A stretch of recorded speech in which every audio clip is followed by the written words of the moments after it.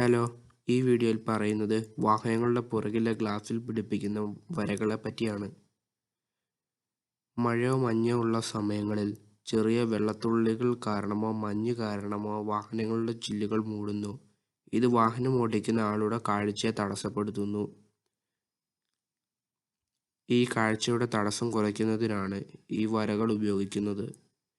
ഈ വരയുടെ പേര് ഡീഫോഗർ അഥവാ ഡീഫ്രോസ്റ്റർ എന്നിങ്ങനെയാണ്. ഈ ഡീഫോഗർ ഒരുപാട് റെസിസ്റ്റൻസ് ഉള്ളവയാണ്.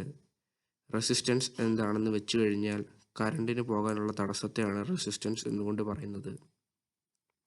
ഇത് ഓൺ ആക്കാനുള്ള സ്വിച്ച് വാഹനത്തിൻ്റെ ഡാഷ്ബോർഡിൽ കൊടുത്തിരിക്കും. വാഹനത്തിൻ്റെ ഡാഷ്ബോർഡിലെ സ്വിച്ച് ഓൺ ചെയ്യുമ്പോൾ വാഹനത്തിൻ്റെ ബാറ്ററിയിൽ നിന്ന് കറണ്ട് ഈ ഡീഫോഗറിലെത്തുന്നു. ഡീഫോഗറിന് റെസിസ്റ്റൻസ് കൂടുതലായതുകൊണ്ട് കറണ്ട് ഇതിലൂടെ കടക്കുമ്പോൾ ഇത് ചൂടാകും. ഈ ചൂട് കാരണം വാഹനത്തിൻ്റെ ചില്ലിൽ പറ്റിയിരിക്കുന്ന മഞ്ഞും വെള്ളത്തുള്ളികളും ഉരുകിപ്പോകുന്നു.